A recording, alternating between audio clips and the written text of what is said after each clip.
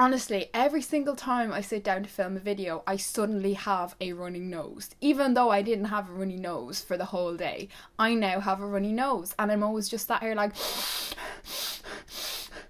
Hello my beautiful friends, and welcome back to my channel. So friends, today we are going to be doing another boy talk video. So I've already done about 2 of these videos. I will link the other ones down in the description box in case you want to go and have a watch of them, and you guys seem to really enjoy them and I really enjoy making them, so I was like, we're gonna do a part 3. So that's what we're gonna do today. So as usual, I jumped over on my Instagram and asked you guys to send me in any questions in relation to boys that you guys have, and you guys sent in the questions. So yeah, if you want to get involved with these kinds of videos in the future, definitely do follow my Instagram. I will leave it on screen now, and make sure you subscribe down below if you haven't already. Hit the thumbs up if you enjoy it, and hit the notification bell to make sure you get notified every time I upload. So yeah, before we dive in, I just want to say this is just my personal opinion and my personal advice. I don't claim to be a counsellor, I don't claim to know everything. This is just my personal opinion. The videos where I'm just sat down having a chat with you guys about certain topics are honestly one of my favourite kind of videos to film. Like, I genuinely feel like we're all at like a little girly sleepover or something, you know, sharing our stories and helping each other out, because that's what girlfriends do. But yeah, so the first question we have today is, if people think a girl is a slut, do you think that changes how boys see her? Okay, so this question kind of touched a nerve and boiled my blood a little bit, and I don't know why. I think it's just because I absolutely hate the whole slut shaming thing. Why did I do this? But I hate the whole slut shaming thing so much. Like, it makes me so angry. Like, us girls, we can't do anything right. Like, we actually can't do anything right without there being a problem. Like, genuinely, we go and sleep with 1 or 2 people and it's like, oh my god, how dare you, what a little slut, what a little whore, close your legs, who do you think you are, dirty girl. Then a boy goes and does it and it's like, oh, you're the man, well done, what a lad, pat on the back, clap, and it's like in my opinion, I feel like if somebody is known as a slut, which is absolute crap, but I feel like if, you know, boys' perception of you is changing because you're known as a slut, they're not the kind of people you want to be around anyway. If somebody is going to be influenced by other people's opinions of you or somebody else, you know, that says everything about the kind of person they are and nothing about you. It shows how closed-minded they are, and that's not somebody you want to be involved with, and someone you definitely don't want to have in your life. I feel like if somebody's going to judge you or somebody else based on other people's opinions before even getting the chance to know you themselves personally, getting to spend time with you, talking to you, and then making a judgment based on the person they got to know. You know, if somebody isn't even willing to do that and is just going to jump to conclusions based on something a group of people have said, you know, it really does say everything about them. I also personally feel like, you know, the number of people you've slept with really doesn't matter. What matters at the end of the day is the fact that you're being safe about it, that you're using protection, you're going to get an STD test, and if you're being safe about it, I really don't think it matters the amount of people you've slept with. And I don't like how there is such a judgment around it. Like, I feel like, why are we judging each other on our personal choices? If it's not affecting the life of somebody else, then there's absolutely nothing wrong with it. As long as you're not running around, you know, having unprotected sex with everyone and not getting STD tested, that really is not a problem. So yeah, that's just my opinion. So the next question is, how long should you give yourself after a breakup before seeing someone else seriously? So in my opinion, I feel like everybody is completely different. Like, I feel like there is absolutely no set time limit on what you need to wait after a breakup before starting seeing someone else seriously. It completely depends on your process of healing and how you're feeling in yourself, you know. Some people jump into a relationship like 1 week after a breakup. Others don't get into a relationship for a year, 2, 3, 4 years after a breakup. It completely depends, and you just kind of have to gauge like how you're healing. If you feel like you've healed, if you feel like you're ready for another relationship, and you know your feelings for this other person. And if you feel that you are ready for another relationship, if you feel very strongly for this person, go for it. And it doesn't matter if it's been 2 days, 2 weeks, 2 months. a year after a breakup. It really does not matter. I feel like you've just got to do you, and if you feel something is right and that's what you want to do, go for it. Like, I've been in both sides of it. Like, after a breakup, I got into a relationship only a few months down the line, and I ended up being with that person for a good while, and then I went the other way, and after another breakup of mine, I literally did not even date or kiss anybody for such a long time because I just felt very, very, very broken inside, and I had no interest in it. So yeah, I'd personally just say do you, and do whatever feels right, and don't let anybody judge you or tell you that you should or shouldn't be doing one or the other thing. So the next question is, does size matter to you? And I'm sure you guys know what this question means, but in my personal preference, I know this is a question that is like thrown around a lot, and I feel like it's very split. Like, a lot of people say it really does matter, and then there's the other people who are like, it doesn't matter. In my own opinion, I think it doesn't matter. I think it's not the size of the boat, it's the motion of the ocean. Oh my god, did I actually just say that on the internet? So the next question is, how do I deal with being proud and insecure and don't text first if the guy is also proud? Okay, so from this question, what I'm taking from it is that you are too proud and insecure to text him first, but you're saying that he's also the same, so he's also too proud to text you first. So that's what I'm kind of taking from this question. And I feel you, like, relatable, like relatable. I am so bad for texting people first. Like, no, scrap that. I don't text people first. Ever. Like, I have never, reached out to somebody new. Even if there's somebody that I'm newly dating, I very rarely will message them first, literally, unless I have to. And the main reason for that is a lot to do with insecurity, I think, but more so insecurity in past relationships with people, not so much in myself, fear of being rejected, feeling like I'm annoying people. I always feel like I'm annoying people, unless you're my friend. Like, if you're my friend, I will text you 50 times in a row and I don't even care about it, or my family member. But yeah, I don't know why, but I often feel like I'm annoying somebody if I text them first, and I don't know. I think it's just a weird thing to do with being hurt a lot in the past by people, and people I was dating, people I was in a relationship with. So I really do understand that. But I have some knowledge for you, okay? This will bite you back in the bum, and yeah, it will bite you back in the bum. So I'm going to tell you guys a quick little story. So basically, there was this person I was dating. I was dating this person for about 8 months, and I never, ever, ever texted this person first. Ever. This person always texted me first. And then near the end of us stopping dating, like, we were still dating, but it was kind of coming near the end, I remember they turned around and said to me, they just kind of said, could they ask me something? And I was like, yeah, sure. And they were just kind of asking why I never reached out to them first, and that just kind of made them feel like a bit worthless, and like I didn't want to talk to them, and that if they just stopped texting me one day, that they'd never hear from me again, and that would be it. And then shortly after that, we stopped seeing each other. I kind of just felt like we wanted different things, and yeah, and then a few months down the line, after we'd stopped dating, this person actually reached out to me again, and they were kind of just saying that how me never texting them first made them feel really worthless, and they didn't want me thinking that they were being like fucking me around or whatever. And yeah, so moral of the story is, this person thought that I just didn't give two SHITs when I would literally be sat at my phone every day. Every time my phone would ring, I'd be hoping it would be them, like a text message, I'd hope it was them. And I cared so much, and I was so mad about this person, and this person was like over there thinking that I didn't give a shit, that I didn't like them, that I had no interest. So yeah, it really can bite you back in the ass.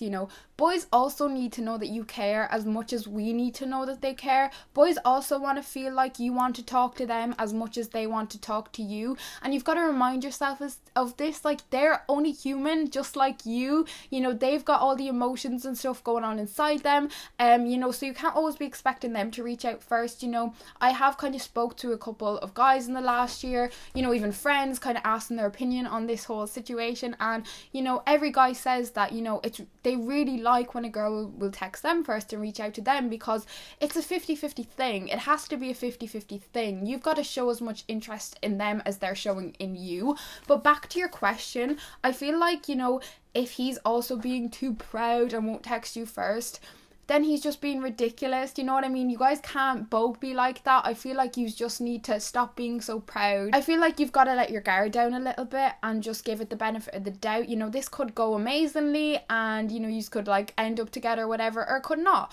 But, you know, you're not going to lose out by letting your guard down a little bit and putting yourself out there and reaching out to him first, and don't always leave up to him to reach out to you first. So yeah. So the next question is, what is your opinion on men who don't go down on women? Okay.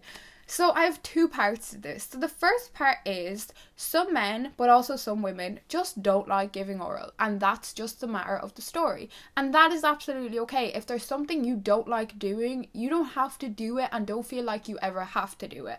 But my other part of this is when a man expects a woman or a girl to go down on him and give him oral, but he refuses to do it for her. Like, honey, honey, honey boy, baby boy, sit your ass down. Who do you think you are?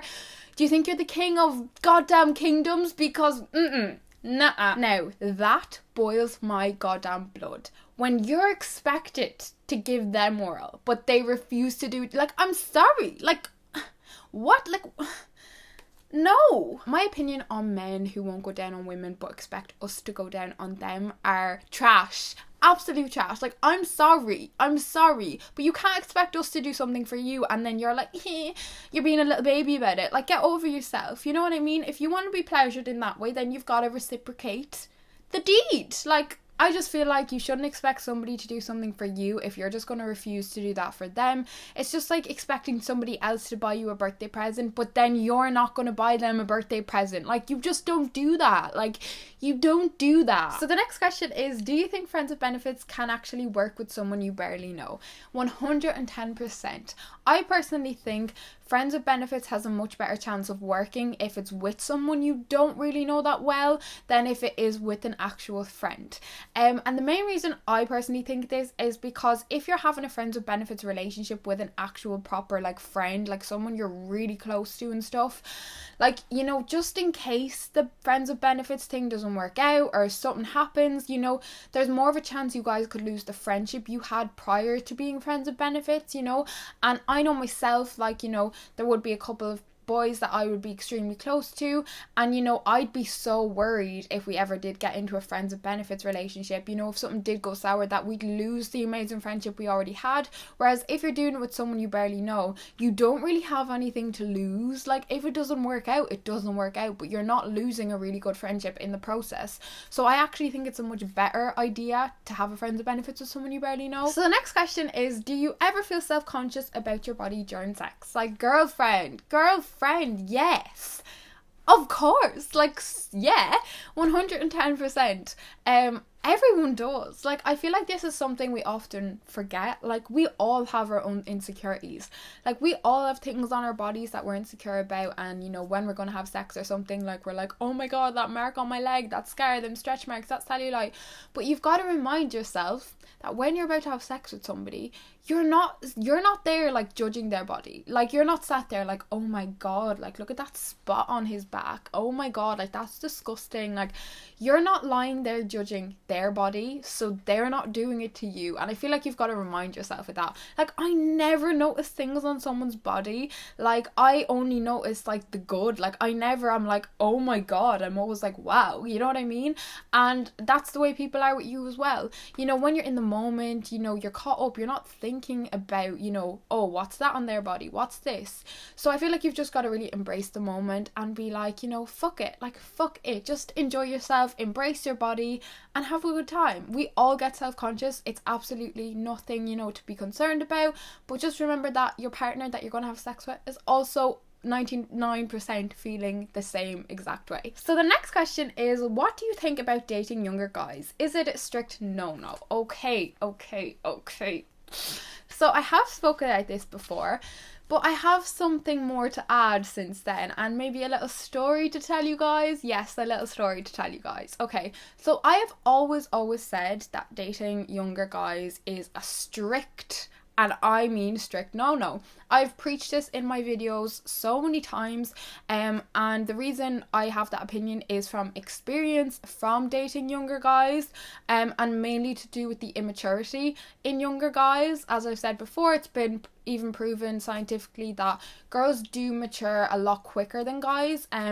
So even if you guys are the same age, like just say you're 20 and he's 20, that guy is a lot less mature than you are. So that's kind of, you know, the reasoning behind it. So yeah, I've always said it's a strict no, but what did Jessie go and do? You know, Jessie knows what and what to not do, but often, a lot of the time, Jessie still goes and does the things she shouldn't do anyway, because that's the kind of person I am, unfortunately. So yeah, I actually ended up dating a younger guy last year for a few months, you know, and at the start of it, like, it was amazing. I was like, oh my god, but I had this thing in the back of my head. I was like, Jessica, his age. So he was actually 2 years younger than me, which, you know, you'd be like, that's not a big age gap, and it's not a big age gap, but not when they're younger and not when it's a girl and a guy, because as I said, we mature a lot quicker.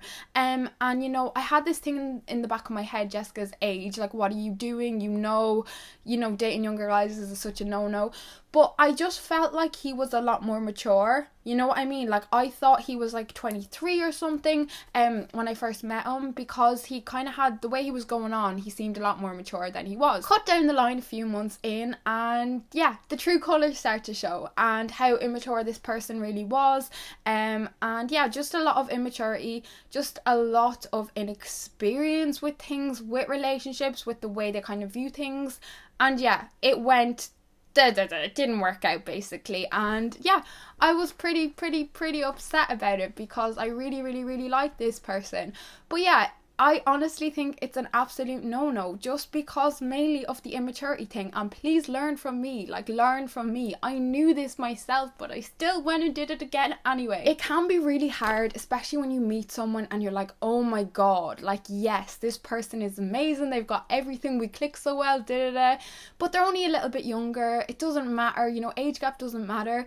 And at the start it won't, but down the line I always feel like cracks start to appear and things start to show. I feel like you really should try and always date somebody older than you, especially if you are dating a guy. I don't feel like it matters with girls as much if you're dating a girl. I've talked about that before. But yeah, that's just my personal opinion. So the next question is how to avoid arguments with your significant other as much as you can. Okay, so first I just want to say arguments are so healthy. Like, arguments are so normal and healthy. You know, obviously if you're not having like so many of them, but a certain number of arguments is so normal in any relationship, and they're gonna happen and you can't avoid them. Like, you just can't completely avoid arguments. But if you mean as much as you can, the way I would probably say is you've got to have communication. Like, you've just got to have really good open communication. And I feel like the best way to avoid them as much as you can is as soon as either of you guys have a problem with something or with each other or anything, you've just got to go and talk about it. Like, you know, no kind of sitting there giving the silent treatment, no kind of getting angry, screaming, fighting. Like, all these things aren't going to get you guys anywhere, and it's not going to solve anything at the end of the day. It's just going to drag it out, you know, ignoring each other, kind of getting the hump. All of this just doesn't get you anywhere. So I feel like as soon as you've got a problem with each other, literally just go and talk about it. Just say, can I talk to you about something? There's something that's bothering me. And approaching them in a more mature way, where you want to just have a conversation, not coming at them like, you did this, we need to talk, like very angry and kind of fueled. Because if you come at someone angry, they're going to get defensive, you know.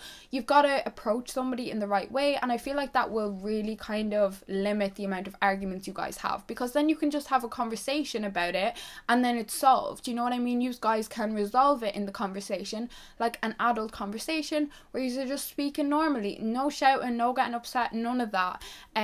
Just having an adult conversation. And I really feel like that is the best way to avoid arguments as much as you possibly can. So the next question is, I'm scared I keep boring my boyfriend of 1 month. What should I do? So yeah, if you genuinely feel like you're boring your boyfriend of 1 month, like, you need to get out of that relationship. You should not be feeling like you are boring somebody after a month. And if you are feeling like that, that is a really bad sign. But it also could just be like a reflection of your insecurities and like you thinking this even though it's not the case.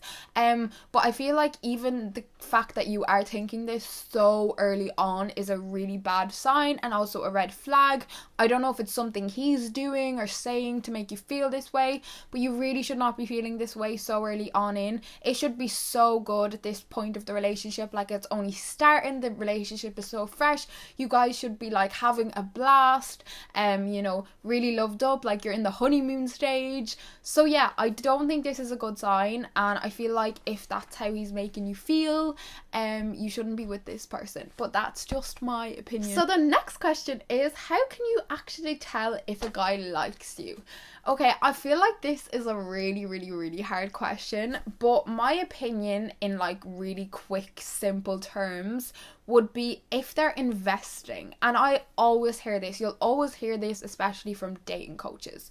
If a guy is investing in you, his time, effort and money, I think, yeah, they're the 3 top things dating coaches always say. If they're investing their time, effort and money, that shows that he likes you, because a guy is not going to invest in somebody he doesn't like, you know what I mean? I suppose it's a case of actions over words. You've got to look at what they're doing rather than what they're saying. I have had people tell me the world and the universe before, and they have done absolutely nothing for me. Whereas on the other hand, I've had people, you know, not say that much, but show me through actions how they feel about me. And does that make sense to you guys? Yeah. So I feel like it is a case of actions over words, and you know, if their actions are lining up with what they're saying, rather if they're just giving it all the talk but not walking the walk.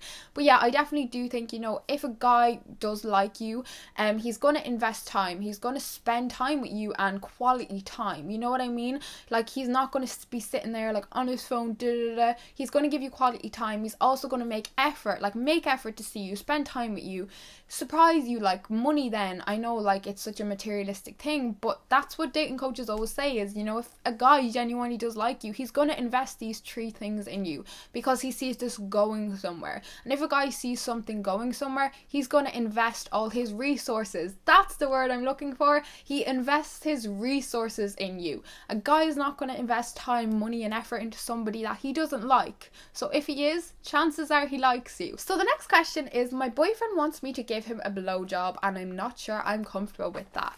Well, if you're not comfortable with that, don't let anybody tell you or make you do something you don't want to do. And I stand by this so strongly. And if he's not taking no for an answer, you go and dump his motherfucking ass. But honestly, if he is not taking no for an answer and he keeps pressuring you and keeps asking you, even though you firmly told him no, he doesn't respect you. And you don't want to be with somebody who doesn't respect you. Like, why would you want to be with somebody who doesn't respect you? Respect and trust are 2 of the most important things in a relationship, in my opinion. And I feel like if you guys don't have that, you don't have nothing. And you shouldn't want to be with somebody who's not going to respect you, because respect is so important, especially if you guys end up staying together. So yeah, I honestly just explained to him that you don't feel comfortable doing it yet, and it's not something you want to do. And yeah, I would just leave it at that then. If he doesn't take no for an answer, boy, bye. So friends, that was the end of my boy talk video. I really hope you guys enjoyed this. I can definitely do another part if you guys would like me to. So yeah, I hope you enjoyed. I cannot wait to see you all in my next video, and I love you all so extremely much. Bye bye, friends.